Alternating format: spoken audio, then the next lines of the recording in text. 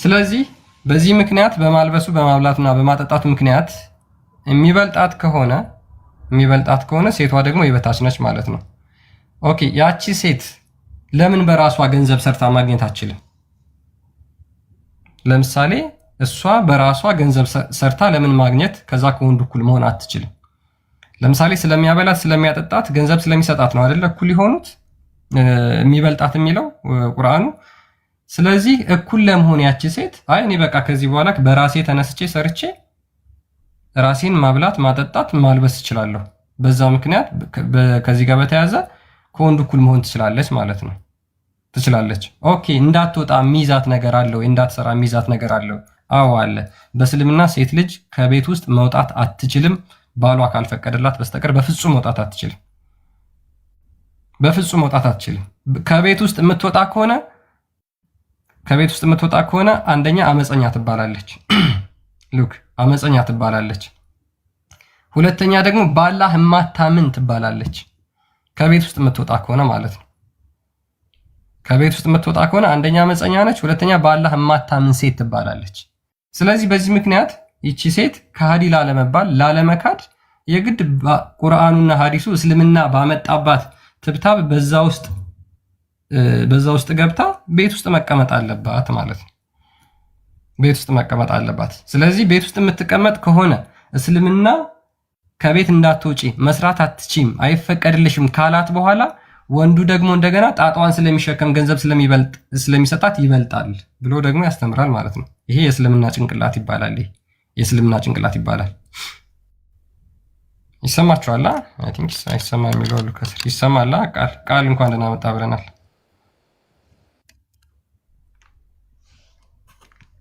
ኦኬ ይሰማችኋል? ይሰማል። እኔ ጋር ይሰማል። እንኳን ደህና ቆየኝ ቦስ። ኦኬ ስለዚህ ለምንድን ነው እስልምና በሴቶች ላይ ይሄን ሁሉ መከራ የሚያደርስባቸው? እንዳትወጣ ካደረጋት በኋላ ከከለከላት በኋላ እንደገና ደግሞ ስለሚያበላትና ስለሚያጠጣት ወንዱ ደግሞ ይበልጣታል ብሎ ለምን ይናገራል? ይሄ ሴቶችን አክብሯል? ይሄ ሴቶችን አላዋረደም ወይ? ይሄ ከስራ አንጻር ነው በነገራችን ላይ። ሌላው ደግሞ ከሃይማኖታዊ አንጻር እሱንም እነጋገርበት ይሆናል ማለት ነው። ከሐጅ እና ከኡምራ አንጻር ሴቷ ብቻዋን ሄዳ ማድረግ ትችላለች ወይ የሚለውን እንመለከታለን ማለት ነው።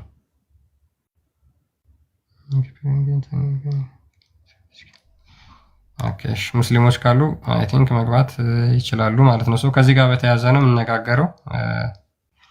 ሜቢ እፎይ ሀሳብ ካለ በዚህ ላይ ያ ካፊር ያ ሙሽሪክ ምን አስቀና? ምን አንገበገበ? ምን አቃጠለ? ይሄ የአላህ ሂክማ ነው። ሳዳዬ ገብታልኛለች። አጥበሽ ጨምቀሽ አስጪው። ይሄንን ልጅ ቀንቶ ነው። ምን አገባ ሲጀመር? አንተ ስለኛ ምን አስቀባጠረ? ምን ታውቃለህ? እውነት ነው። ምን አግብቶት ነው? እውነት ነው። ሳዳዬ ምላሴ ቁርጥ ይበል። ጨምሪለት። አንተ ለራስህ ምን ታውቃለህ? አንተ እውነት ነው። ምን ታውቃለህ? እውነት ነው። አርጋዱ ለብላለች። እንዴት ነሽ? እንኳን ደህና መጣሽ። እንኳን ደህና መጣሽ ሳዳ። በጨረቃው አምላክ ሰላም በይኝ። እዚህ ጋር ነብይሽ ይፈቅዳል እንደዚህ ብቻሽ መሄድ? የት ነው የሚሄደው? ከቤት ብቻሽን መውጣትና የአንድ ቀን ጉዞ መጓዝ ይፈቅድልሻል ነብይሽ? እርግጠኛ ነኝ አረብ ሀገር ነው ያለሽው አንቺ አይደለ? ይፈቅዳል። እርግጠኛ ነሽ? እርግጠኛ ነሽ? ታይ እና ሳልሆን አወራለሁ። ኢቭን ነብይሽ እንደማይፈቅድ ነው ማውቀው ነኝ። አንድ ሴት አማኝ ከሆነች ባላ አታምኝም ማለት ነው። ባላ የምታምን ሴት ከሆነች የአንድ ቀን ጉዞ መጓዝ የለባትም ይላል። ስለዚህ አማኝ አይደለሽም ማለት ነው አንቺ። ስለ ራስህ መጽሐፍ ሰጠክ ደግሞ ስለኛ ተቀባጠራለህ። መጀመሪያ የራስህን አንብብሽ እኮ እንዳነባውን ይሄንን ንገሪኝ እስኪ። የአንድ ቀን ጉዞ እንዴት ነው የተጓዝሽው? አይቻልም። ከመቶ ማክሲመም 100 ኪሎ ሜትር አካባቢ ነው። እዛም አይደርስም። ሴሊ መጓዝ የለባትም። የአንድ ቀን ጉዞ ማለት እንደዛ ነው። መጓዝ የለባትም ብሎ ነቢዩ ከልክሏል። አንቺ የነቢዩን ሕግ ታከብሪያለሽ አታከብሪ?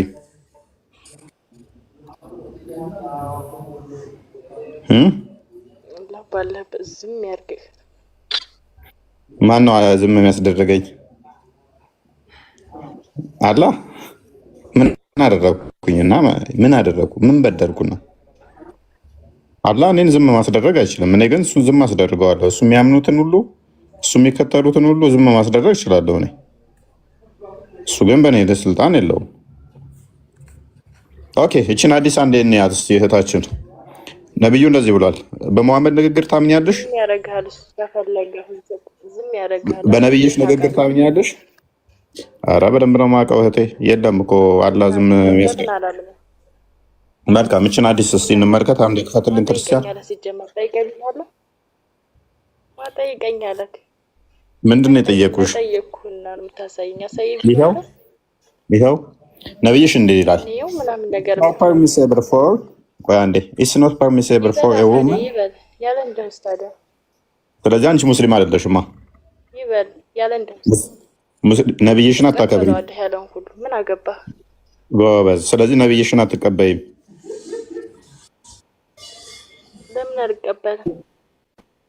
እቀበለዋለሁ አሁን ነቢይን ብለሽ ግን ነቢይሽን አትቀበይም። የሚገርመው ሁኔታ ነቢይሽን ትቀበይዋለሽ፣ በነቢይሽ ትመሪያለሽ። ኦኬ፣ ነቢይሽ ይኸው ሴት ልጅ ያለ መህርም መጓዝ አትችልም ይላል። አንቺ ወደ አረብ ስትሄጂ አባትሽ ወይንም ወንድምሽ አብሮሽ ነው ሄደው? አለበለዚያ ቺም ይላል። ታይ ተያዩት ያውቃለኝ። ሶሪ ሳዳ አውቃለሁ። አረብ ነሽ ያለሽው፣ አረብ ሀገር ነሽ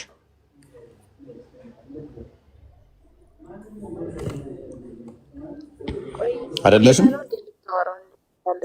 እሺ አትሁኝ። እሺ ባትሆኝም ደግሞ ብቻሽን መጓዝ ይፈቀድልሻል ያለ መህረም? አይ ከሰው ጋር ነው የተፈቀደልኝ። ብቻሽን ይፈቀድልሻል አይፈቀድም? እሱ መልሽልኝ። የአንድ ቀን ጉዞ ብቻሽን የተፈቀደልኝ። ከሰው ጋር ከማንም ጋር መሄድ ትችያለሽ? ከማንም ጋር መሄድ ትችያለሽ? አዎ መብቴ ነው። ጎበዝ። ሳዳ መፍቷ ነው። ከማንም ጋር መጓዝ ትችላለች። ለምሳሌ ከሰፈር ሰው ጋር አብራ መሄድ ትችላለች። ከማታውቀው ሰው ጋር መሄድ ትችላለች። ካገኘችው ጋር መጓዝ ትችላለች። መፍትሽ ነው። ሳዳ መፍቷ የምታስከብር ጀግና ሴት ነች።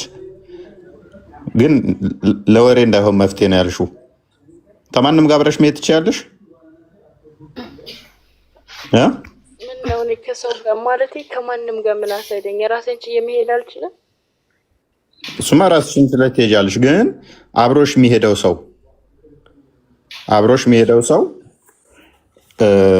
አብሮሽ ሲሄድ ዘመድሽ ካልሆነ ሰው ጋር መሄድ ትችላለሽ ወይ? ለምን እሄዳለሁ? አልሄድም። ነች እና እሺ፣ ወደ ሩቅ ሀገር እንደዚህ ከዘመድሽ ጋር ካልሆነ በስተቀር አብረሽ አትጓዥም በመኪና ውስጥም? ለዛማ እሄዳለሁ፣ ምንም ችግር የለውም። ስለዚህ የአንድ ቀን ጉዞ፣ የሁለት ቀን ጉዞ አብረሽ መጓዝ ትችያለሽ ማለት ነው። ጎበዝ። እኔ ስለ ጉዞ አሁን አወራሁ ስለ ጉዞ። ጥያቄ እኮ ነው እህታችን፣ ጥያቄ ነው። እባክሽ ጠይቀኛለሽ። ሲጀመር ጠይቀኝ ብያለሁ። እንዴት ትዳር አስመሰልሽ እኮ አንቺ ሴትዮ። ማን ጠይቀኝ ያለ እኮ ምንድን ነው ለምን ትጠይቀኛለህ ስትይ፣ እኔ የጠየኩሽ ጉዞሽን ነው። ሎክ እኮ ጉዞ ለምን ጠየቅ? ሸኜ ላስከትልልሽ ብቻሽን እንዳትጓዥ። በደንብ አስተውይ። ነብይሽ መፍትሄ ነው ቀደም ብለሻል። መጓዝ እችላለሁ መፍትሄ ነው ብለሻል። ነብይሽ ደግሞ ምን ብሏል? ሴት ልጅ ብቻዋን መጓዝ የለባትም ያለ መህርም ብሏል። ስለዚህ ነብይሽ ስህተተኛ ነው ማለት ነው። ቅድም መፍትሄ ነው እጓዛለሁ ሄዳለሁ ብለሽን ነበር። እሱ ያንተ ተረት ነው። ጎበዝ። አጨብጭብ አንዴ፣ አጨብጭብ ወገን፣ አንድ አጨብጭቡ። ሴት ልጅ ብቻዋን መጓዝ የለባትም ማለት ተረት ተረት ነው። ጎበዝ ጎበዝ እኮ ሴት ልጅ ብቻዋን መጓዝ የለባትም የሚለው ተረት ተረት ነው። እኔ እንደዛ አላልኩም። ያንተ የምታወራው ተረት ነው ነው ያልኩት። እንደዛ አላልኩም። ምን ብዬ አወራሁት? ምን ብዬ አወራሁት? ቆይ ጆሮ አይሰማም? ጆሮ አይሰማም? በደንብ ይሰማል፣ በደንብ ይሰማል። ከመሐመድ እሻላለሁኝ። ቀጥይ። ምን አልኩኝ? እሺ እሱ ጋር ደግሞ እራሱ እንደዚህ ብለህ ስታወራ ወላሂ ይደብራል። ደንቆሮ ጭራሽ ደግሞ ቀጥይ። እሺ አሁን ወደ ቶፒኩ ምንድን ነው? እሱ ቀን ብቻዋን መጓዝ አትችልም፣ የአንድ ቀን ጉዞ ብቻዋን መጓዝ አትችልም ስልሽ እሱ ያንተ ተረት ተረት ነው አልሽኝ። እስማማለሁ የኔ ቆንጆ፣ አትበሳጭ፣ ጨጓራሽን ያማሻል። እኔ ደግሞ ያው ትሬት እያደረግኩሽ ነው። ብቻሽን መጓዝ እንደማቺ ነብዬ ስለተናገረ እሱ ብቻ ሳይሆን ድምፅሽን አለሳልሰሽ እየተናገርሽ ነው። አንዴ ቁርአኑን ክፈትልኝ።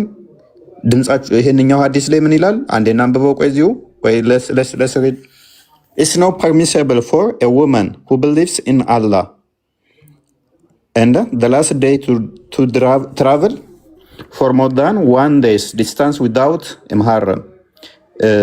አማኝ ለሆነች ሴት በአላህ የምታምን እና በመጨረሻው በቂያማ ቀን የምታምን ሴት ያለ መሐረም የአንድ ቀን ጉዞ ልትጓዝ አልተፈቀደላትም። ማን ያለው? የአብደላ ልጅ አቡ ሁሬራ እንደተረከው ሙሐመድ ማለት ነው። ኦኬ አንቺ ስታወሪያውን ድምፅሽን ደግሞ እንዴት እያለሳለሽ እንደሆነ አስቸግረሽናል። ቁርአኑን ደግሞ ክፈትላት። እንዲህ እንድታወሪም አይፈቅድልሽም፣ የቀን ጉዞም እንድትጓዥ አይፈቅድልሽም። ለምንድን ነው የማይፈቅደው? ይፈቅዳል። ያው ቁርአንሽ ደግሞ እንዲህ ይከለክላል። እቺ ልጅ ያላችሁ ስታወራ ድምጿን እያለሰለሰች ነው። የራስን መጽሐፍ ነው ይሄ። አንብቢ። የራስን መጽሐፍ ነው። አንብቢ። ከቁጥር 32 አድርገው። የነቢዩ ሚስቶች የአንቺ ፈለጎች ምሳሌዎችሽ ናቸው አይደለ? ትከታያለሽ ሙመል ሙሚን ስለሚባሉ አማኞች እናቶች ስለሆኑ ኦኬ። እነሱን ፈለግ የምትከታይ ከሆነ ለነሱ እናቶች ለነቢዩ እናቶች እንኳን እንዲህ ተብሏል። የነቢዩ እናቶች ሚስቶች ማለት ነው። ኦልራይት የነቢዩ ሴቶች ወይ ከሴቶች እንደ ማንኛችሁም አይደላችሁም። አላህን ብትፈሩ ትበልጣላችሁ። ያ በልቡ ውስጥ በሽታ ያለበት እንዳይከጅል በንግግር አትለሳለሱም፣ መልካምንም ንግግር ተናገሩ ይላል። አንቺ አሁን ደግሞ የምትለሳለሹ ጥያቄውን ብቻ ለምን አትመልሽም? ከፍ አድርግላት። ቆይ የነቢዩ ሚስት የሚከጅሉ ነበሩ ማለት ነው። ሙሐመድ በቃ አትለሳለሱ ሚስቶቹን እያለ ጠንከር እንዲሉ የሚያደርገው አትለሳለሱ፣ እንትን አትበሉ፣ በልብ ውስጥ በሽታ ያለበት ይከጅላችኋል። የነቢዩንም ሴቶች በቃ ሰሃቦች ይመኛሉ ማለት ቆሻፉ እያሉ አትለሳለሱ፣ ቆጣ ቆጣ በሉ። ገና ሲመጣ ምን አባፈልገ ሳድዬ ገና ሲመጣ ምን አባፈልገ ነው? ምንድን ነው የፈለከው? አይንህን ነው ማጠፋው። አንደንቆረው ማህይም እያላችሁን እንጂ መመለስ ለስለስ ብላችሁ እንዳታወሩ ይከጅላችኋል። እሺ በቤቶቻችሁ ውስጥም እርጉ። በደንብ አስተውይ ሳዳ፣ ቤትሽ ውስጥ ነው መቀመጥ ያለብሽ። በቤታችሁ ውስጥም እርጉ። እንደ ፊተኛይቱም መሀይምነት ጊዜ መገለጥም በማጌጥ አትገለጡ። እንዳትገለጭ። ትንሽ አታፍርም? የራስን ስንት ተሸክመህ ምን ተሸከምኩኝ? ምን ተሸከምኩኝ? ይህንን እስኪ መልሽልንና እስኪ የተሸከምኩትን እኔን ታሳይኛለሽ። ችግር የለውም አሳይሃለሁ። ችግር የለውም። ቀጥይ እስኪ። አሁን ችግሩ እኮ ለማሳየትም ከቤት መውጣት አይፈቀድልሽም፣ ድምፅሽንም ማሰማት አይፈቀድልሽም። እኔ አሁን ድምፅሽ በዚህ በሚለሳለስ ድምፅሽ ከስር የኔ ስንቱ ተሰናክሏል። ጋንም ልገቢብን ነው በእስልምናውም እንደው እስልምን አሁን ማምነሽ አልሆነሽም። ስለ እስልምናው ምንም እንኳን እውነት ባይሆንም አስተምሮቱንም አልጠበቅሽም። አንደኛ ከቤት ወጥተሻል፣ ሁለተኛ ድምፅሽን አሰምተሻል። ማን ሲጀመር ይሄን ግለጽ እናሳየኛለህ? ሲጀመር ምን ነባ ገባና ነው ግለጽና ማለት አለማየት አለማወቅ እስልምና ውስጥ እንቆዩ የሚያደርጋችሁ ብቸኛ የእስልምና እውቀት አለማወቅ። እስከ ዛሬ ስታሳየኝ የኖርከው ማለት ነው። እስልምናን ሳደ ትክክለኛው የሙስሊም መገለጫው ምንድነው መሰለሽ? አለማወቅ። ነብዩ ምንም ተከታዮች መሀይም ናቸው ስላለ አለማወቅን አጥብቃችሁ ተከተሉ። አለማወቅን ለምሳሌ ቢያንስ ይሄን አውቄ እኮ እየነገርኩሽ ነው፣ እየመለሽልኝ ግን አለ። ምን ታውቃለህ? ምን እንደሚል ራሱ ትርጉሙን እኮ አታውቅም። እስኪ ንገሪኝ። ይችላል ይዘባርቃሉ። አታውቅም። እሺ አላውቅም፣ ንገሪኝ በቃ። እሺ አንቺ አልነግርም። እባክሽ እባክሽ እባክሽ እባክሽ እባክሽ። ያ ቁጭ አድርጌን ያስተምርሃለሁ ብጀምር ወላሂ ላዚም ያ አላህ እኔ አይደለሁም ያልኩት እኔ ያስተምራለሁ ቁጭ አድርጌ። ሴት ልጅ ማስተማር አይፈቀድላትም፣ ድምጿን ማሰማት አይፈቀድላትም እያልናት አስተምራለሁ ትላለች። ገና መውጣት አይፈቀድልሽም እያልኩሽ ድምፅሽን እንዳታሰሚ ተብለሻል እያልኩሽ አስተምርሃለሁ። ነብይሽ ተሳስቷል እኮ እያልሽ ነው። እኔ አስተምሪኝ፣ ችግር የለውም እማራለሁ ከማንኛውም ሰው። ምክንያቱም እኔ አይምሮ ጎዶሎ ነሽ አንቺ ችግር አለብሽ ግማሽ ነሽ ብዬ ስለማላምን ማለት ነው። ክርስቲያን ስለሆንኩ ሰው ሁሉ በክርስቶስ በተለይም እኩል ነው ተብሎ ብዬ ስለማምን አንተ ነህ ጎዶሎ። ጎዶሎ ማለት እጅግር የሌለው ነው። አልሐምዱሊላህ ሙሉ ሰው ነኝ። አንተ ጎዶሎ ጭንቅላት የሌለው ጎዶሎ ይባላል አይባልም?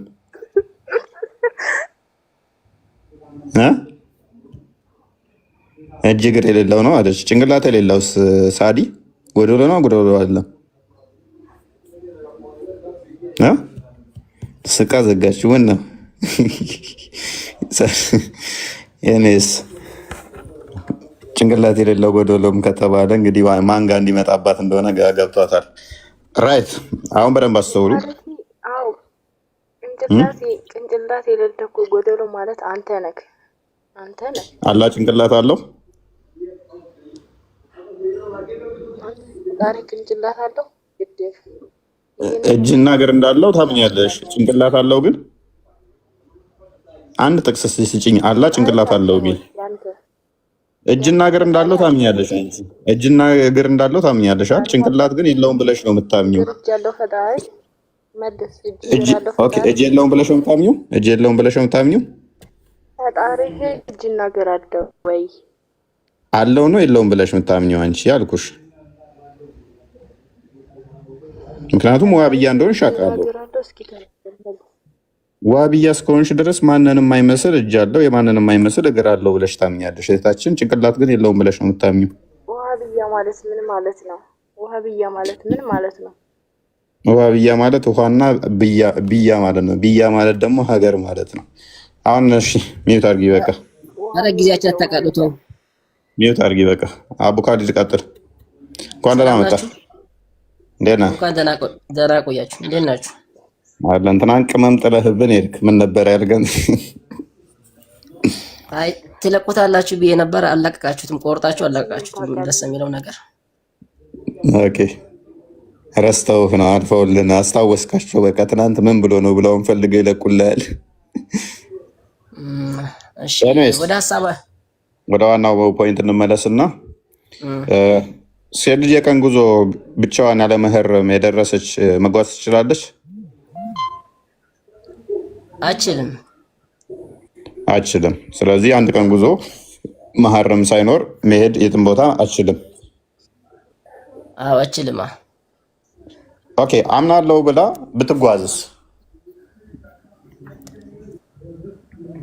ራሷ በራሷ ተማምና ለምሳሌ ሳዳ ቅድም መፍትሄ ነው ምን አገባህ እያለች ነበረ። ነብዩ አማኝ የሆነች ሴት የቀን ጉዞ መጓዝ አችልም ያለ መህረም ብሏል። ሳዳ ደግሞ ምን ብላናለች? ቅድም መፍትሄ ነው ምን አገባህ ብላለች። አንድ ሙስሊም ሴት ምን አገባችሁ ሄዳለኝ ብላ ብትጓዝ ለነብዩ አልታዘዘችም ነው ወይንስ እንዴት ነው? ነገር እኮ ለምሳሌ ያው የሄደችበት አንደኛው ያው ያለንበት ኖሮ ይታወቃል። በስራ ምክንያት ሊሆን ይችላል። በምንም ጉዳይ ይሆን። ምክንያቱም ነብይ ግልጽ በሆነ ሁኔታ በዚህ በወከል እንጂ በዚህ አትጂ ብሎ አላለም። ምክንያቱም ለሃይማኖት ጉዞ እንኳን ከልክሏል። መቼም ስራ ከሃይማኖት ይበልጣል ካልከኝ ቴንኪው ብዬ እስማማልሃለሁ። ለሃይማኖት እንኳን ቦታ ከከለከለ አይ ለስራ ምናምን ብለህ ጀስቲፋይ ልታደርገው አችልም ካዲት። ምክንያቱም ሃይማኖት ነው እንደውም ቅዱሱ ቦታ የተሻለው ቦታ ሰዎች ሊሄዱበት የሚገባው ሃይማኖት ቦታ ነው እንጂ ስራ ከሃይማኖት ይበልጣል ካልከኝ ኦኬ እስማማለንና እንደ እስልምና ሰዎች ወደ ሃይማኖት ቦታ ከሚሄዱ ይልቅ ወደ ስራ ቦታ ቢሄዱ የተሻለ ክብር አለው ምናምን ብዬ ሃይማኖትን እንትን እንድትደረግ ያደርጋል ማለት ነው። አይ አሁን ያነሳው ሀሳብ ጥሩ ነው፣ ግን አንዳንዴ እኔ ለሚለው ነገር ያንተንም ትንሽ ብታነበው በጣም ደስ ይላል። ቀጥል። አትሂድ የሚል ነገር የለማ። ሴሊ ብቻዋን እንደዚህ ከሄደች እንደዚህ ነው አማኝ ሆና እንደዚህ መሄድ አትችልም የሚል በሌለበት ላይ አንተንም ምናምን ብለህ መልካት ትስራ፣ የራስን መልስ አትችልም ብለህ የኔንማ የጨፈጨፍ የራስን ብቻ መልስ የሚባል ይሄ ነገር አንተ የራስን እያሳየክ የኔንም እያሳየክ ያው እኩል ይሆናል ማለት ነው። ግን የኔን ብቻ ዝም ብለህ በደፈናው የኔን ብቻ የተቸክ የራስን ደብቀክ ይሄ በጣም ያስተዛዝባል። ስለዚህ ቆይ አደርቧ የኔን ልስጥ። እሺ እኔ ላይ በአንተ ቆይ እናንተ ትንሽ ታገሱ በእናታችሁ። እስቲ አንተን አብራራልኝ ትንሽ። እሺ አንድ ሚዩት አድርግ። አንተናም ሚዩት አድርጉ። ያ በእኛ መጓዝ ይቻላል። ሴሊ መጓዝ ትችላለች። እሱ ምንም የሚከለክላት የለም። ምንም የሚከለክላት በሌለበት ላይ አትሂድ የሚል ህግ ባልወጣባት ላይ ምክንያቱም ገላትያ ምዕራፍ 3 ላይ ሴቶን ወንድ የለም ሁሉም በክርስቶስ አንድ ሰው ናቸው፣ እኩል ሰው ናቸው ይላል። ስለዚህ ለሁሉ የተፈቀደ ሁሉ እኩል ስለሆነች ለሴቷም ተፈቅዷል ብለን ነው ምናምነው። ምንም የሚለያት ነገር ስለሌለ ማለት ነው። የሚለያት በሌለበት ላይ ለእናንተ እንዴት ነው ምናምን የሚለው ነገር አይመጣውም ማለት ነው። ስለዚህ የሚለያት ነገር ከሌለ መጽሐፈ ሲራክ ቁጥር 42 ላይ ሄደክ ቢታየው ከወንድ ስስታም ከወንድ ስስታም ማለትም ከሴት ጥሩ የወንድ ስስታም ይሻላል ይላል አይልም? መስራት ክፈተው ቦታውን ክፈተው። ቆይ ቅድሚያ እኛውን ጨርስና እዛ ላይ እንሄዳለን። በቃ እንሄዳለን ወደዛ እንሄዳለን። ችግር የለውም ክፍሉን። እሺ ሁለተኛ ደግሞ ቅድም ድምፅሽን አታለሰልሽ ምናምን ብለክ እንትን ያልክ ነበር። እናንተም ላይ ይላል ቁጥር ቆሮንቶስ 14:34 ላይ ሴት በአደባባይ አትናገር ይላል። ድምጿን ከፍ አድርጋ ተጉዞ ጋር ምን አገናኘው ታዲያ? እኮ ቅድም ድምፅሽ የሆነ ለምን እየተረብካን ነበር ልጅቷን ድምፅሽን እንዲያታርግ አንዴ በቃ እሺ፣ አንዴ የክርስቲያን ክፈትልን። እኛን ከኛ ጋር የእናንተ ተቃራኒ ስለሆነ ነው ሎክ ድምፁ ላይ እንመጣለን። ተቃራኒ አይደለም፣ ችግር የለውም። ለሴቶች ማጋ ክብር እንዳለ እና መጽሐፍ ሲራ ቁጥር 42 ክፈተው እከፍትልሃለሁ። ሊስን አንዴ ምሳሌ 31 ቁጥር 10 ጀምሮ አንዴ ክፈትልኝ። ዛናለ አለ። እሺ ምሳሌ 31 ከቁጥር 10 ጀምሮ። ኦኬ ልባምን ሴት ማን ሊያገኛት ይችላል? ዋጋዋ ከቀይ ዕንቁ እጅግ ይበልጣል። የባሏ ልብ ይታመንባታል፣ ምርኮም አይጎድልባትም። እድሜዋን ሙሉ መልካም ታደርጋለች፣ ክፉም አታደርግም። የበግ ጠጉርና የተልባ እግር ትፈልጋለች፣ በእጆቿም ደስ ብሏት ትሰራለች። እርሷ እንደ ነጋዴ መርከብ ናት፣ ከሩቅ አገር ምግቧን ትሰበስባለች። ገና ሌሊት ሳለ ትነሳለች፣ ለቤቷም ሰዎችን ምግባቸውን ለገረዶቿም ተግባራቸውን ትሰጣቸዋለች እያለ እስከ መጨረሻው ብታነቡት ስለ ልባም ሴት ይናገራል። ከየት ሀገር? ከሩቅ ሀገር ሄዳ ትሰበስባለች። ሴት ልጅ ሄዳ ስንቋን እንትኗን መስራት ማምጣት ትችላለች። በኛ አልተከለከልሽም ውዴ። አንቺ ይህን የምትሰሚ ይህን ድምፅ የምታዳምጭ እህታችን፣ አንቺ ልባም ሴት ከሆንሽ አንቺ ከወርቅ እንቁም ትከብሪያለሽ። በአንቺ ምንም ዋጋ እንትን የሚልሽ አይደለም፣ የሚገዛሽ አይደለም። ከሩቅ ሀገር ሄደሽ መስራት መምጣት ትችያለሽ። እርሷ እንደ ነጋዴ መርከብ ናት፣ ከሩቅ ሀገር ምግቧን ትሰበስባለች። ተፈቅዶላታል፣ አልተከለከለችም። ያንተ ስለተከለከለች ነው እያወራን ያለ ነው፣ ስለማትችል ነው። እንዳትወጣ ከቤት ከወጣች አማኝ አይደለችም ስላላት ሴት ነው እያወራን ያለ ነው ወንድማችን። ከወጣች አማኝ አይደለችም ስለተባለች ነው። ይሄ ያን ያክል እኮ ወደ ኩፍር አይወስዳትም። ነብዩን በፍጹም አለመታዘዝ እኮ ክፉርነት ነው ወንድማችን። የራሱ ሆነ ደረጃ አለው። አሁን ክፈትልኝ ያልኩን ቦታ ነብይን ሳትታዘዝ ማመን እችላለሁ እያልከኝ ነው? አንደኛ ወንጀል መስራትና ስለምን ወንጀል ነው የምታወራው? ሊስን ነብይህን ሙሉ ለሙሉ እስካልታዘዛችሁ ድረስ ቁጥር ነው ሱራ 4:65 ክፈትልኝ። የነብያችንን ትእዛዝ ግማሹን እየጣስን ግማሹን እያከበርን አንከፍርም እያልክ ነው። መልካም ነብይህ ቁርአንህ ምን እንደሚልህ ደግሞ ያው አይ ችግር የለውም። በተመሳሳይ እመጣለሁ ያለ አብሽር፣ ችግር የለውም እቀበላለሁ። በአንተውም እንመጣለን እንሄድበታለን በደንብ አድርገን ብቻ እንዳታስወርድ። ኧረ ችግር የለውም አብሽር። ኦኬ በጌታ እምላለሁ በመካከልህ በተከራከሩበት ፍርድ እስከሚያስፈርዱ ድረስ ከዚያም ከፈረድከው ነገር በነፍሶቻቸው ውስጥ ጭንቀትን እስከማገኙ ፍጹም መታዘዝንም እስከሚታዘዙ ድረስ አያምኑም። ስለዚህ ነቢዩ የተናገራትን እያንዳንዷን ፍጹም እስካልታዘዙ ድረስ ያው አንብቤው አረብኛውን ዝቅ አድርግላት። እሺ እኔ እንደ ነብይ ሹሜ ነኝ። ቀጥይ አንቺ ቀጥይ። እኔ ሴጣን ቋንቋ ምን ያደርግልኛል?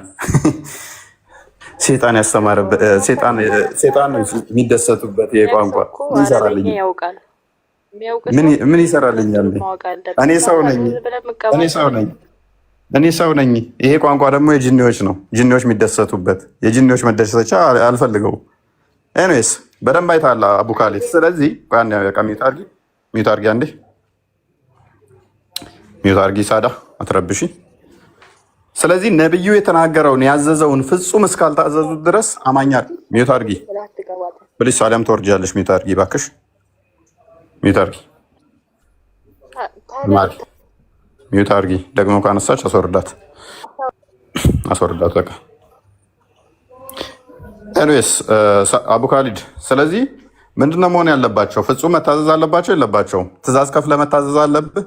አንዱን ጥለህ አንዱን አንጠልጥለህ የሚሆን ነገር የለም ማለት ነው። ተስማማን?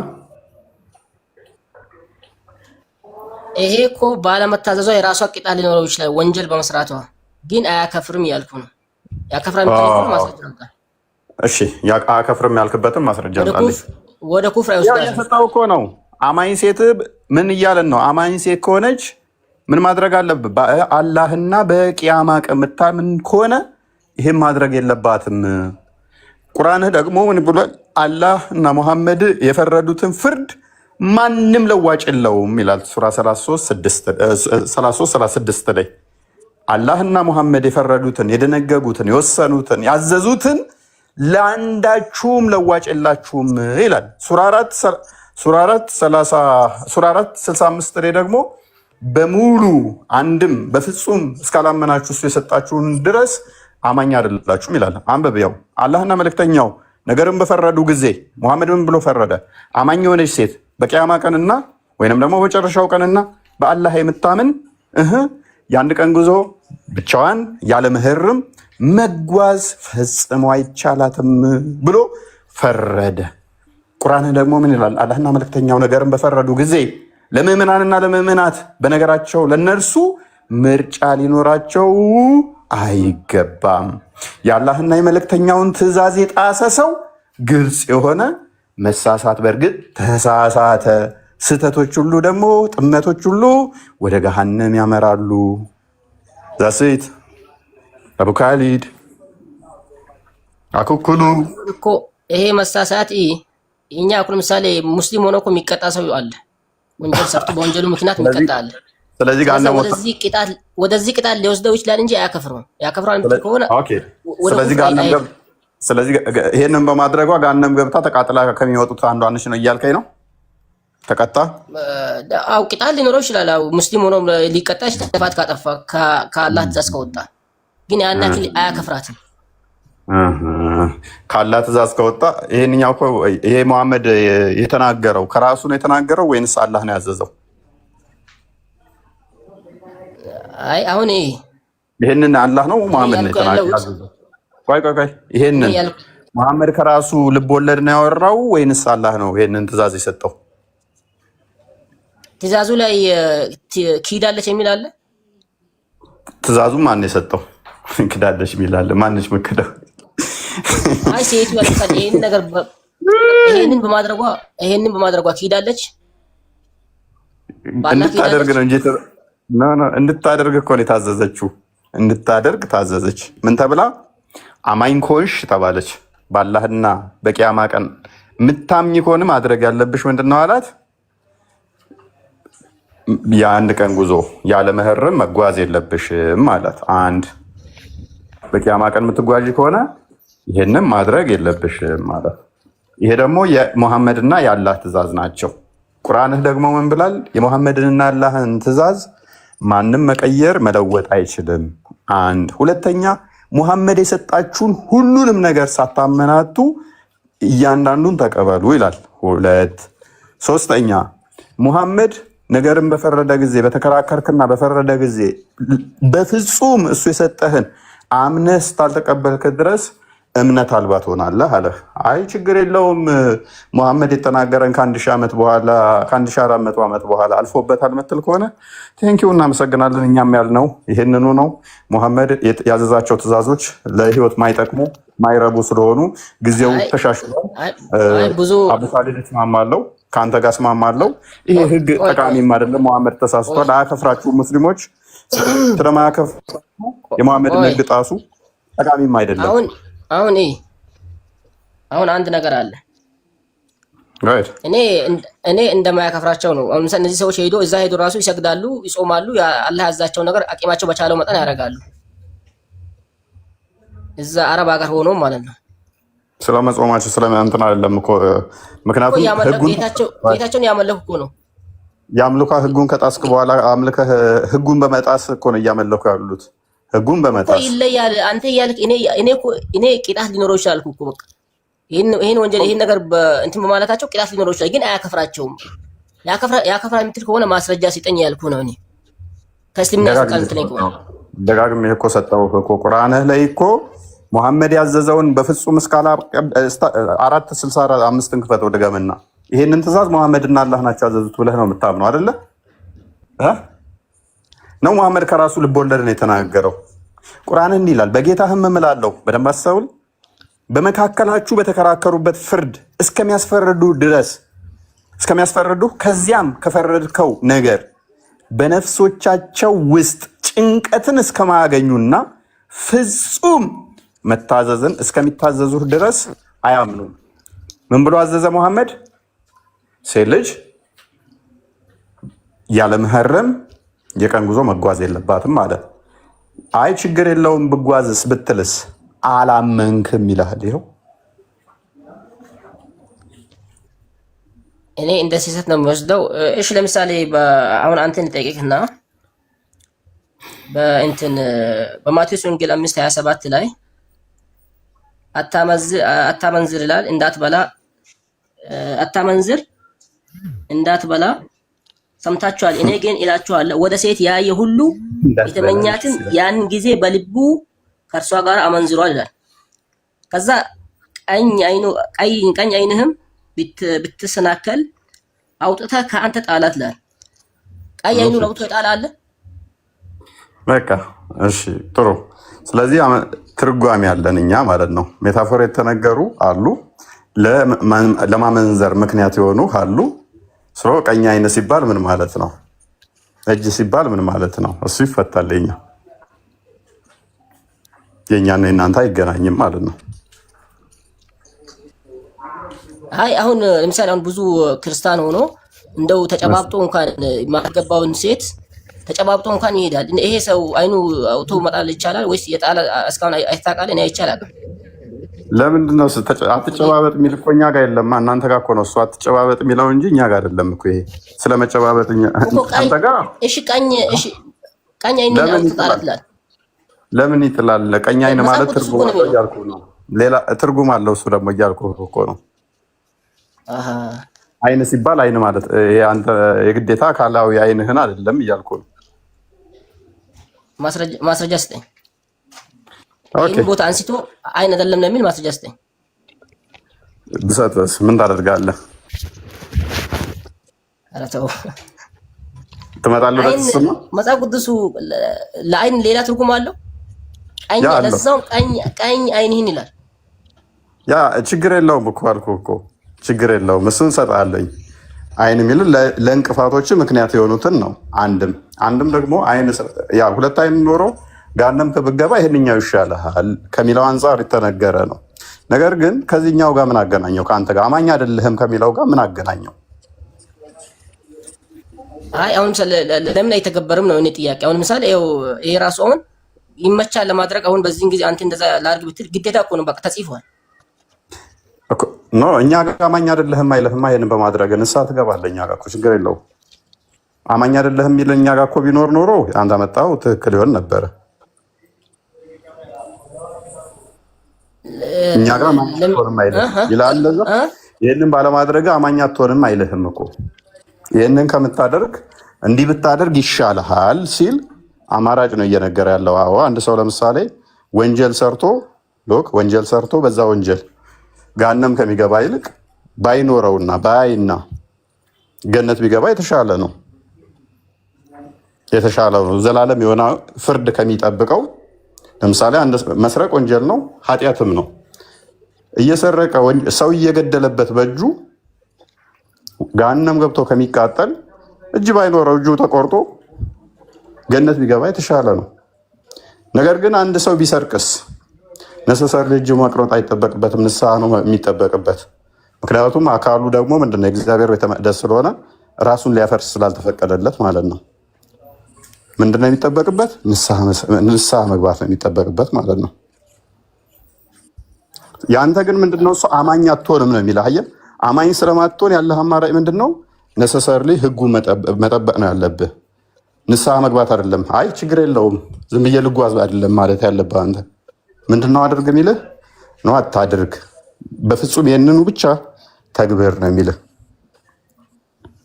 እኮ ቀጥታ። ለምሳሌ አሁን እነዚህ ሴቶች እኔ አሁንም እያልኩ ያለሁት አንደኛ በዚህ ጉዳይ ዑለማዎችም ያከፍራቸዋል ያሉ ዑለማዎችም የሉም፣ ማምጣትም አይችልም። ኦኬ ከነብይ ይበልጣሉ እነዚህ ሰዎች። አሁን እነዚህ ልጆች የሚሄዱት ዝም ብሎ ጥጋባቸው አይደለም። አንደኛ ካለም ችግር አንጻር ሊሆን ይችላል። አሁን ደግሞ እዛ ሄዶ ራሱ አግብቶ ትዳር ይዞ የሚኖሩ ልጆች አሉ። ለምሳሌ ከሄዱ በኋላ እዛ ትዳር አግብቶ ከዚህም ደግሞ ትዳር ይዞ የሚሄዱ አሉ፣ ከባላቸው አብሮ የሚሄዱ አሉ። ስለዛ ይሄን ያክል ያከፍራል የሚል የለም። የቅድሙን ክፈታ ውስጥ እንየው፣ ለሴቶች ምን ያክል አንተ ከምትለው ሰማይና ምድር እንደሆነ እንየው። ምኑን? ለማንኛውም የእኛን አንድ ትርጓሜ ክርስቲያን መክፈት ምን ትችለው ከሆነ እኛን ትርጓሜውን አሳየውና ትርጓሜውን እናሳየ። እኛን ቅድም አሳይሃለሁ ስላልኩ ክርስቲያን ማሳየት ትችላለህ። የማቴዎስን አንድምታው ካለ አንድምታውን አሳየው።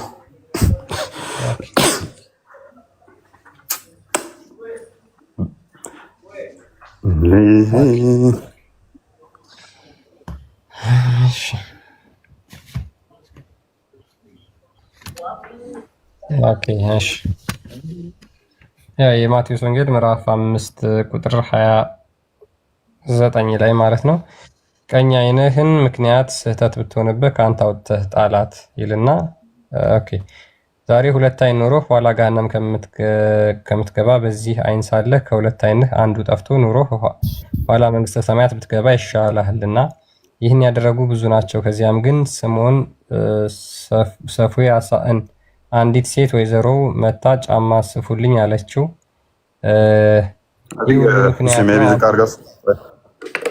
ሙሉ ልታነበው ነው። እሺ ዝቅ አድርገው። ስልኬ በአንተ ጋር ሰባራ ስለሆነ ብዙ ምንድን ነው አይታየ ስክሪን እንትን ብሎ ዝቅ አድርገው ሲሆንም ኤኒዌይስ ዓይን የተባለችው ሚስት ነች። እጅ የተባለው ደግሞ ወዳጅህ ነው። ወንጀል የሚያሰራ ኃጢአት የሚያሰራ ሜይ ቢ ቼክ አድርገው እንትኖቹ ላይ ካሉ። ዓይን ማለት አንተ እንደ ዓይንህ የምትወዳት ነገር ግን ወደ ኃጢአት የምትመራ ከዓይንህ ማትሰወር እሷ ወደ ኃጢአት መገፋ ወደ ኃጢአት ወደዚህ መከት ከሆነ ያንን ቆርጠጣል ነው ለጣል እንትን በል እጅ መልሰውና አንዴ ዝቅ አድርገው ሲ እጅ ሲል ግን ምንድነው ወደ ኃጢአት እንድትገፋ የሚያደርግህ ማለት ነው። ያንን አውጣ ነው። እጁን ነከሰችው። እሺ ዝቅ ከፍ አድርገው ሲ ኦኬ ነከሰችው የሚለው ነው። ኖ ከፍ አድርገው ውረድ፣ ወደ ላይ ውረድ። ቀኝ እግርህ ምክንያት ስህተት ብትሆንብህ ቆርጠጣ አለው። ይሄም ከፍ አድርገው። ረጅም ነው እንደ ማብራሪያ ረዘም ያለ ነው። አሁንስ ከፍ አድርገው። አይን የተባለችው ሚስት ናት። ከአይን የሚሰወር እንደሌለ ከሚስትም የሚሰወር የለምና ሚስት ያልሆነ ስራ ላሰራ ብትል ፍቃዷን አፍርስባት። ዛሬ በዚህ ዓለም የሚስትህን ፍቃድ ፈጽመህ ኑር፣ ኋላ ገሃነም አትግባ።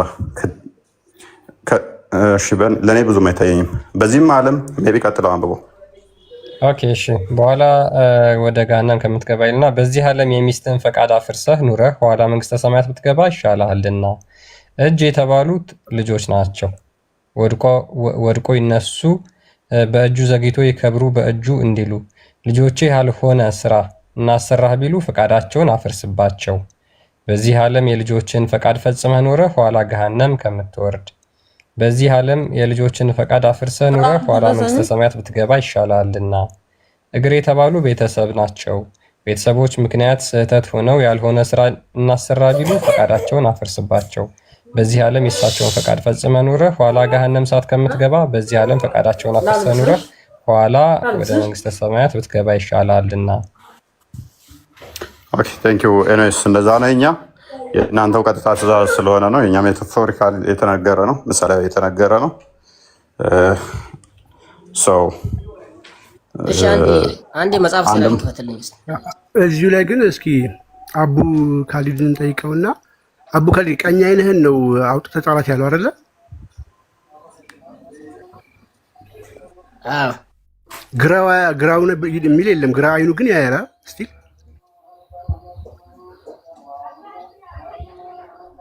እዚህ ላይ የተጠቀሰው ቀኝ አይኑ ነው እኮ። ስለዚህ ግራው ግን ያያል። ግራ አይን ያያል። ቀኝ አይን ቢጠፋ በግራ አታይም እንዴ?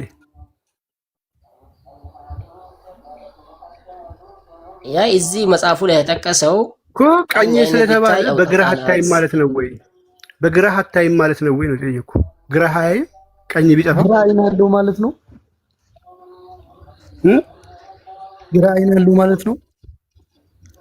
አይ እስኪ መልስልኝ። አይ ጥያቄን መልስልኝ አንተ። እኔ ያልጠቀሰውን ለምን እንዴት ልጥራለህ? ግራው አያይም ማለት ነው ወይ? አጭር መልስ እኮ ነው። ያያል አይደለ? ግራው አያይም ሳይሆን ግራ አይን አለው ወይ? ኦኬ ሰይድ አንተ ደጃል ነህ እንዴ? አይን የለም ግራ አይን የለህም? ምን እያልክ ነው? ደጃል ነህ አንተ? ደጃል ነው ግራ አይን የሌለው። ይሄ እኮ ይሄ በራሱ እኮ ሌላ ጥያቄ የሚያስነሳ ነው በመጽሐፉ ላይ ማለት ነው። ስለዚህ እያወራ ያለው ስለ እንትን አይደለም። ላዳምጥ። እያወራ ያለው ስለ ልብ ነው። በልቡ ይላል። ቀጥሎ በልብህ አመንዝረሃል ይላል። በአይንህ አይተህ ከዛ በልብህ ነው የምታመነዝረው። ምኞት አለ። ልክ ሳሂህ ሙስሊም 1403 ኤ ላይ መሐመድ መንገድ ላይ ሴቶችን አይቶ መሐመድ ሴቶችን አይቶ አዳምጠኛ ሴቶችን አይቶ ሲሆነ ሴት አይቶ ተረከዝ አይቶ ወደ ሚስቱ ዘይነብ ነው እየሮጠ የገባው አይደለ? አይቷት በልቡ ስለተመኘ ነው የሮጠው። እኔ አልተሳደብኩም። ሐዲስ ነው እኔ አልተሳደብኩም። አትሳደብ። ሳሂህ ሙስሊም 1403 ኤ ላይ እሺ አሁን ለሴቶች ማን ነው በደንብ ለሴቶች ጥሩ እንትን የሚሰጠው የትኛው እንደሆነ እናያለን። መጽሐፍ ስለጨርስና አሁን ይሄንን ጨርስና ሊቀጥል ወንትን አትቀይር፣ ሐሳብን አታስቀይር። እንትን እዛው ላይ ነኝ። አንድ ጊዜ ማቴዎስ 15:19 ላይ ያለው ከልብ የሚወጣውን ክፋት ወይ ደግሞ ምኞት እሱን እየተናገረ ነው እንጂ ሊትራሊ አይን አይደለም። አንድ ሰው ቀኝ አይን ተሰናከለ ሲል አንድ ጊዜ ልብን ጠርቶት አለፈ እኮ። በልብህ አለ እኮ ብራዘር፣ በልብህ ካየህ በኋላ ወደ ልብ ይወርዳል። አይን ላይ ብቻ አይደለም እኮ የሚቀረው፣ አይን ያስተላልፋል ወዴት? ወደ ልብ። ምኞት የሚባለው ልብ ላይ ነው የሚፈጠረው እንጂ በአይን አይደለም እኮ የሚመጣው። ኦኬ ፊል ታደርጋለህ፣ ወደ ልብህ ይወርዳል። ስለዚህ በአንዱ አይን አየ ማለት አለ ቀኝ አይንህን ብቻ ብሎ እንደውም ግራህን አለመጥቀሱ በራሱ አንድ መልስ ነው እያልኩ ነው። ምክንያቱም ቀጥታ ምንድነው አንድ ሰው ኃጢአት እንደሚሰራው በቀኝ አይኑ ብቻ ነው የሚል አረዳድ ካለ አንተን እንግዲህ ጭንቅላትህን መታከም ያለብህ። በግራውም ስለሚያይ ስለዚህ እየተናገረ ያለው እኔ ከራሴ የጨመርኩት አለ። እኔ እኮ እኔም ጠየቅኩህ እኮ አንተ እንደዛ ብለህ ከተረዳህ ግራው አያይም ወይ? እሱን እኮ መጽሐፉ ቢያነሳው እኮ እኔም አነበዋለሁ። አላነሳውም ከነጭራሹ። መጽሐፉ አያይም ማለት ነው ወይ? ቀኙን ስላለ የጠየቅኩህ መልስልኝ። ቀኙን ካለ ግራው አያይም ብለህ ነው ወይ የምትረዳው? የጠየቅኩህ እሱን መጽሐፉ ነበር ማንሳት ነበረበት። እኔ አንተ የምትረዳውን የጠየቅኩህ ብሎ ኢየሱስ እኔ የምረዳውን አሁን ክርስቲያን ክፈተው እስቲ መጽሐፈ ሲራክ ቁጥር 42 በቃ ጨርሻለሁኝ። አንተ ቀላል ጥያቄ ነበር የጠየቅኩህ። አንድ ጊዜ ቆይ አብካዲ አንድ ጥያቄ ጠይቀሃል፣ ተመልሶልሃል። እኛ ደግሞ አሁን ተራችንን እንጠይቅ። አንድ ባክ ኤንድ ፎርዝ ስለሆነ ማለት ነው እየተጠያየቅን። ከመጀመሪያው ጀምሬ እሷን ቦታ ክፈት ያልኩ ነበር። ለመክፈት ፈቃደኛ ካልሆንክ ሁለት አንስታል። ቆይ አንዴ መጀመሪያ አንደኛ ቆሮንቶስ ነው ሁለተኛ ቆሮንቶስን ብለህ ነበረ። እሱ የሚመልስልሃል፣ ችግር የለውም። አሁን የማቴዎስን አንስተዋል፣ ማቴዎስ ተመልሶልሃል። ከዛ በኋላ ምንድን ነው ያልከው? መጽሐፈ ሲራክ ነው። እንቀጥላለን ማለት ነው። ሰው አሁን ወደ እንትኑ እንመለስና የሙሐመድ ሚስቶች ከቤት ይወጡ ነበር?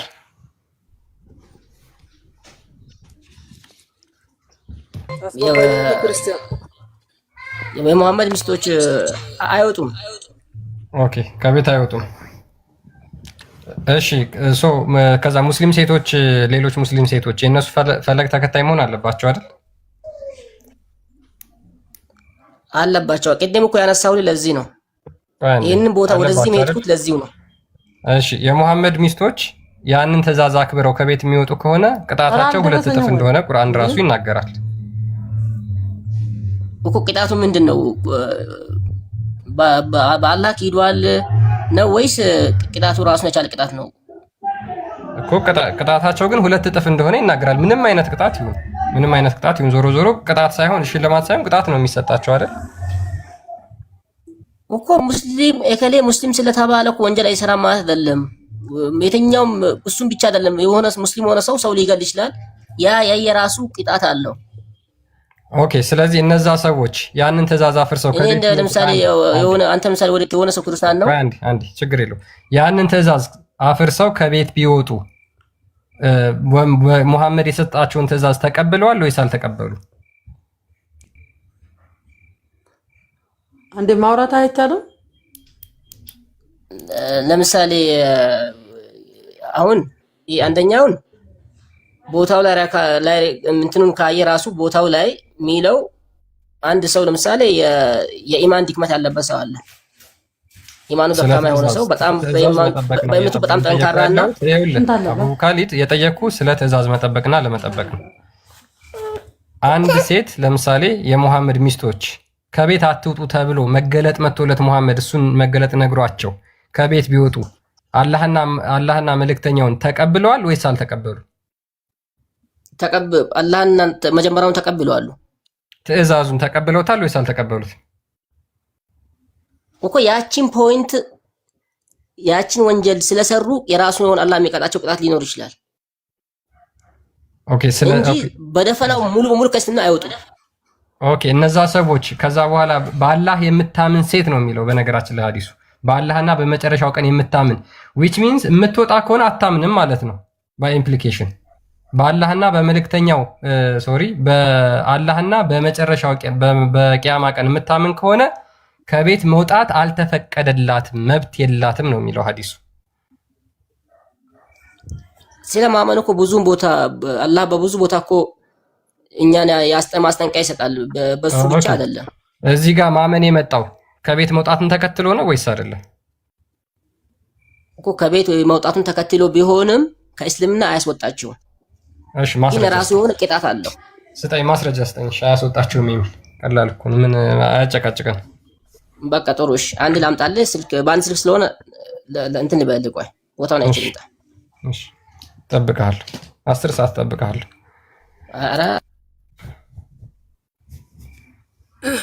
እኔ ልግባ ክርስቲያን። አሁን ማውራት አልችልም። ቀጥል።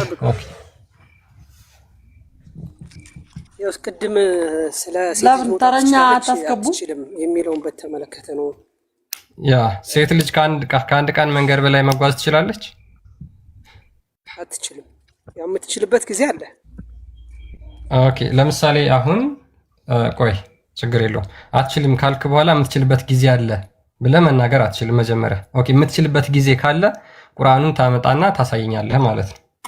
ስለዚህ የማትችልበት ጊዜን ቆይ አንዴ የምትችልበት ጊዜን አሁን ከቁርአን አሳየኝሽ። እሺ ማስረጃ ስልክ የለኝም፣ ግን አሁን አንተም ያነበብ ቅድም ስልክ የለኝም ማለት ከተናገርክ በኋላ የበረሃው አሁን ይኸውልህ አንተ የተናገርከው ነገር ሰው ማስረጃ ያለው ነው የሚመስለው። እዚህ ጋር 2400 ሰው አለ አይደል? ልክ አይ የምትወጣበት ጊዜ አለ የማትወጣበት ጊዜ አለ ስትል አንተ የተናገርከው ነገር ቁርአን ውስጥ ያለ ማስረጃ ያለው ነው የሚመስለው። ስለዚህ የግድ ማስረጃ ትጠይቃለህ። ላወራኸው ነገር ለአካፍል ወጣው ማስረጃ ያስፈልጋል ማለት ነው። ማስረጃ አለ የማትወጣበት ጊዜ በዚህ ጊዜ ነው፣ የምትወጣበት ጊዜ ደግሞ በዚህ ጊዜ ነው ብለህ ማስረጃ አለ ለሱ። አይዋ ሁሉ ነገር ላብራራልህ ነበር እኮ መጀመሪያ ጠቀስና አብራራለህ። ሳትጠቅስ አታብራራ። አብራራልህ እንጂ ምኑን ነው መጀመሪያ ሳትጠቅስ ምንድን ነው ለማብራራው ነገር እኮ ነው መረጃ የምሰጥህ አይደል? ለመረጃው መጀመሪያ መረጃ ትጠቅስና ታብራራለህ። እንዴት ነው አንተ የራስን ማብራሪያ ሰጥተህ ነው የምትጠቅሰው እንዴ? መጀመሪያ ትጠቅሳለህ፣ ያንን ታብራራለህ የጠቀስከውን ነገር። ማስረጃ አለ ከቁርአን? መጀመሪያ ቆይ ቀላል ነው ችግር የለውም። ማስረጃ አለ ከቁርአን? ከቁርአን አለ የለም? ቁርአን ሐዲስ እኛ ጋር ማፍርቅ ቆይ ከቁርአን አለ የለህም? ቁርአንና እኛ ሐዲስን አንለይም። አንድ ነገር መያዝ ያለብህ። በጣም ጥሩ። እንደዛ ከሆነ እኔ የከፈትኩት ላይ ሐዲስ ላይ እናወራለን ማለት ነው። እሺ ችግር የለውም። እሺ አንተ ከከፈትከው ሐዲስ ምን ይላል? ቡኻሪ ላይ ተከስከው አንዴ የበረሃ አንዴ ችግር የለውም። ተረጋጋና እናወራ። ኦኬ ለምሳሌ አሁን ሴቶች ከቤት ወጥተው ቢሄዱ እነዛ ሴቶች ባላህ አመኑ ነው የሚባለው ወይስ ያላህን ትእዛዝ ጥሰው ሄዱ ነው የሚባለው? ከአላህ መንገድ የሚያስወጣ ከሆነ ምሳሌ እኛ ከእስልምና የሚያስወጣ ነገራቶች አሉ። ያን የሚያስወጣ የሆነ ነገር ጠየቅኩን አትመልስልኝ። እኔም ያወራሁትን ብቻ መልስ። የጠየቅኩን ብቻ ነው። ያንን ሰርተው ከሆነ ይወጣሉ አልኩህ እኮ። ኦኬ እሺ። ለምሳሌ እምነቱ ተዋል አልወጡም ነው አያልከኝ ያለው። ከእምነቱ የሚያስወጣ ነገር ሰርተው ከሆነ ይወጣሉ አልኩህ እኮ። ኦኬ አንዴ። ስለዚህ ለምሳሌ አሁን ብዙ እህቶቻችን ሙስሊም እህቶቻችን አረብ ሀገር፣ ዱባይ፣ ሳውዲ የተለያዩ ሀገራት ሄደው ስራ እየሰሩ ነው። ከአንድ ቀን ጉዞ በላይ ነው ወይስ አይደለም እነዚህ ሀገራት?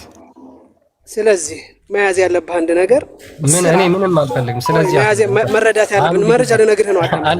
አንዴ አትንገረኝ። አንዴ ኧረ በእናትህ የበረሃው አንዴ። እነዚህ ሰዎች የተጓዙት ከአንድ ቀን በላይ ነው አይደል? ጉዞና እምነት ምን አገናኘው? ጉዞ እነሱ ወጥተዋል አይደለ? ከሀገር ወጥተዋል ማለትም ከአንድ ቀን ጉዞ በላይ ሄደዋል። እምነትና ጉዞ ምን አገናኘው? በአንተ ጠይቅ እስኪ። እምነትና ጉዞ ምን አገናኘው? ኦኬ ስለዚህ በእስልምና በእስልምና ማለት ነው ሰዎች ወደ እምነት ቦታ ከመሄድ ይልቅ ወደ ስራ ቦታ መሄድ ይሻላቸዋል። ማለትም የሚከለከሉት ወደ እምነት ቦታ ሲሄዱ ይከለከላሉ። ከአንድ ቀን በላይ አለ እያልኩህ እኮ ነው። አንዴ ተረጋጋ። እያልክ ያለው ምንድነው? ከአንድ ቀን በላይ ክርስቲያን አለ ስላለ የችግር የለውም ላስታርቃችሁ አለ ስላልክ የአንድ ቀን ጉዞ የእምነት ቦታ ላይ መሄድ እንደምችል ያለ መህረም ስትቀሰው ይህንን ነው የሚባለው።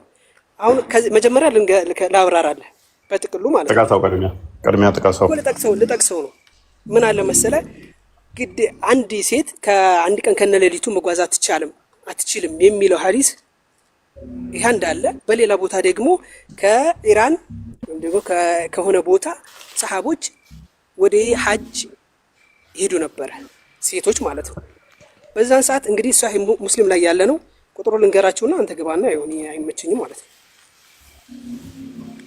ስለዚህ ህጉን ሲጥሱ ነበረ። ቀጥል ጥቀሰው ህጉን እንትን ሐዲሱን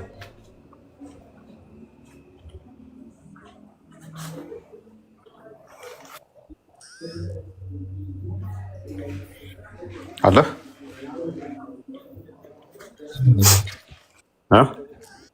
ፖዝ ሆኗል። ቢኒ ሰላም ብያለሁ። እፎይ እንዴት ናችሁ? ደህና አደራችሁ? ክርስቲያን ሰላም ነው፣ እግዚአብሔር ይመስገን። ግን አለን ሐዲሱ እኮ ግልጽ ነው። አንድ ሰው በአላህና በመጨረሻው ቀን የሚያምን ሰው ከዚህ ኪሎ ሜትር በላይ ጉዞ ወይም ከአንድ ቀን በላይ ጉዞ ማድረግ አይቻልም ከተባለ ከዛ በላይ የሚያደርግ ሰው ካለ እኮ በአላህና በመጨረሻው ቀን አያምንም ማለት ነው። አንድ ሰው በአላህና በመጨረሻው ቀን ካላመነ ካፊር አይደለም እያሉን ነው። አይከፍርም እያሉን ነው እነዚህ ሰዎች። ምንድነው ዋናው መሰረቱ እኮ በአላህ ማመን ነው አይደል? እስላም የሚያደርገው ሌላው ደግሞ በመጨረሻው ቀን ማመን ነው። ሁለቱን መሰረታዊ ነገሮችን የማያምን ሰው እንዴት ነው ካፍር አይደለም የሚሉት? እዚህ ጋር ቁጭ ብሎ ነብዩ ደግሞ ይህን የሚያደርግ ሰው ካለ በአላህና በመጨረሻው ቀን አያምንም ብሏል። እንዴት ነው የምታስቡት ሙስሊሞች? ሊትራሊ ካፍር ከእስልምና የሚያስወጣ ነው። እና ሱራ 465ም ቅድም ስታነብለት አማኝ አይደሉም ሙሚን አይደሉም ብሏል እኮ። አንድ ሰው አማኝ አይደለም ከተባለ እኮ ካፍር ነው እየተባለ ነው። የሚያምን ሰውማ ሙስሊም ነው የሚባለው እንጂ አማኝ አይደለም አይባልም። እና ግልጽ ናቸው እንትኖቹ የተነገሩት ነገር። ከእምነት ይወጣሉ ነው፣ ሊትራሊ ከእምነት ይወጣሉ። የመሐመድን ፍርድ የማይቀበል ትእዛዝ በፍጹም ሆኖ የማይቀበል ሰው አማኝ አይደለም ከተባለ ሙስሊም አይደለም እየተባለ ነው። እና በተለይ እንትና እየተከራከረላቸው ነው እንዲወጡ ሴቶቹ ካዱ ውጡና ካዱ እያለ እየተከራከረላቸው ነው። እኔው በደንብ ልብ ብላችሁ ይዩት እሺ ሙስሊሞች፣ ግልጽ ነው ቋንቋ። አይ ለምሳሌ ይሄ አንቀጽ ከወረደ በኋላ የሙሐመድ ሚስቶች ለምሳሌ ከቤት ሳትወጣ የሞተች ሚስት አለች። ለምሳሌ ይሄ አንቀጽ ከወረደበት ጊዜ ጀምሮ ከውስጠኛው የቤቷ ክፍል ሳትወጣ በዛው ሞታ ከዛ በኋላ ነው እንትን ያለችው ማለት ነው። ከሞተች በኋላ ነው ወጥታ የተቀበረችው። ይታይ እንግዲህ እንደማሰማ ያኔ ሳልተወሰወሱባትም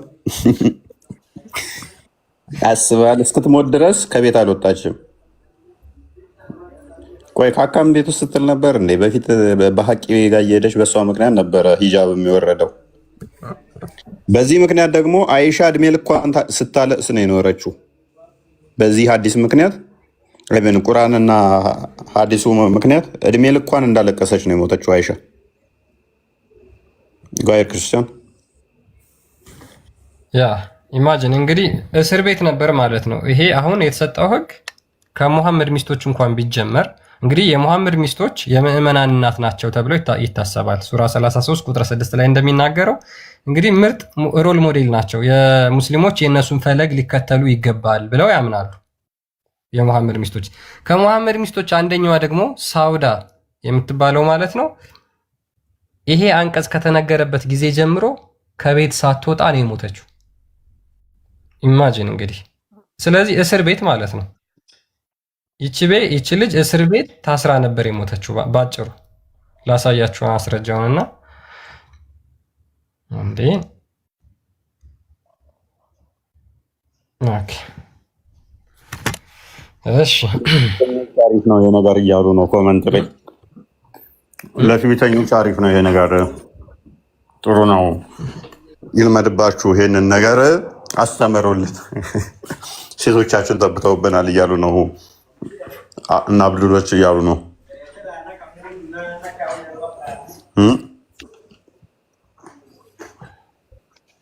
ያለ አንዳንድ አመፀኛ ሴቶች ጥሩ ነው እያሉ ነው።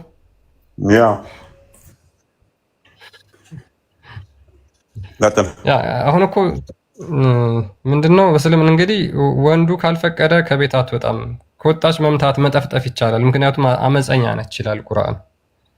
አመፀኛ ነች፣ መጠፍጠፍ ይችላል፣ እንደፈለገ መምታት መደብደብ ይችላል። መጠፍጠፍ ይችላል ስትል የሆነ ነገር እየመሰለች ነው እኮ። የበረሃ ወጣ የበረሃ ወጣ ሁለቱም በነገራችን ላይ ማስረጃ አለን ብለን ሁለቱም ታምታታላችሁ። አሁን አንተ ቀረህ ማለት ነው።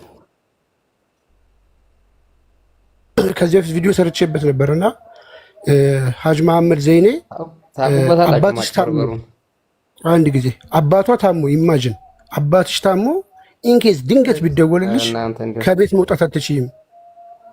ቀጥታ ባልየው ጋር ምደውይ ኢቭን ኢፍ ስልክ ባያነሳ ራሱ ስልክ አላነሳም ብለሽ ሆስፒታልሽ እንደው ቅርብ እንኳን ቢሆን እንዳትወጪ ነው የተባለችው። ቃል በቃል የሳቸው ንግግር ያለበት ቪዲዮ አለ፣ ልኬልሃለሁ ሊንኩን። እሺ እናሳያለን። አባቷ ሞቶ ለቅሶ መሄድ አትችልም ባሏ ካልፈቀደ። አባቷ ሞቶ እናቷ ሞታ እናትሽ ሞተች ተብላ ለቅሶ ልሂድ ማለት አትችልም ባሏ ካልፈቀደ። መታመሙ ጥሩ ነው እንደው አለመሞቱ ትላለህ። እንዲድን ቤቷ ጸሎት ማድረግ ትችል። ሞተ ስትባል ለቅሶ መሄድ አትችልም። አባቷ ይገርማል፣ እናቷ ይገርማል። እንደ ልጇ ሞቶ እንደው ከሌላ የወለደችው ቤተሰቦቿ ጋር ቢኖር ወይም እንደዛ ነገር ልጇ ሞቶ ለቅሶ መሄድ አትችልም፣ ባሏ ካልፈቀደ።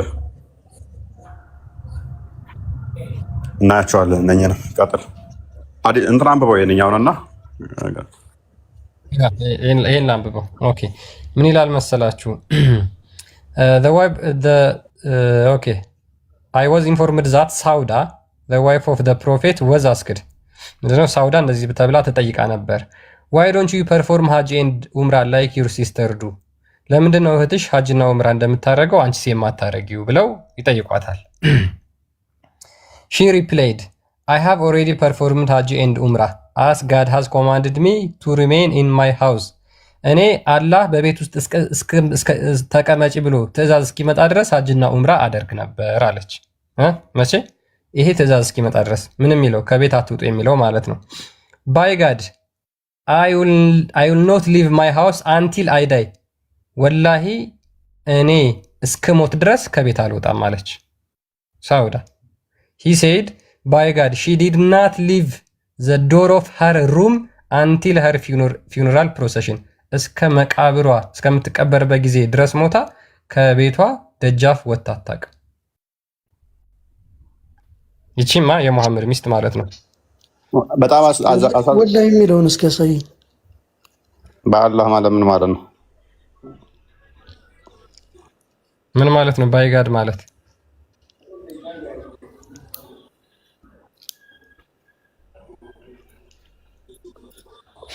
ሰይድ ሀሳቡ ላይ እስኪ ቀጥሉ ሙስሊሞች። ሰይድ ይሰማል? ሰይድ ይሰማል ወይ? ትሰማለህ እኮ በደምብ እየሰማ ነው። ለምን ዝም ትላለህ? ሳውዳ ማለት በጣም አሳዛኙ ፓርት ምን እንደሆነ ታውቃላችሁ? መፍቷን ሁሉ ለነብዩ ሚስቶች አሳልፋ ሰጣ። ለአይሻ ተራዋን አሳልፋ ከነብዩ ጋር ወሲብ ደግሞ አያደርጋትም። በሚያሳዝን ሁኔታ ከእሷ ጋር አይገናኝም። እሷ እንደ ቤት ውስጥ እንደ አሮጌ ዕቃ ቁጭ ያለች ነች። በቃ ኢማጅን እድሜ ልክ እንዲሁ ቤት ውስጥ ተቀምጣለች። ከቤት አትወጣም። ከእሷ ጋር የሚተኛበትን አይሻ ነች፣ የእሷን ተራ ወስዳ አይሻ ነች የምተኛው ከነብዩ ጋር።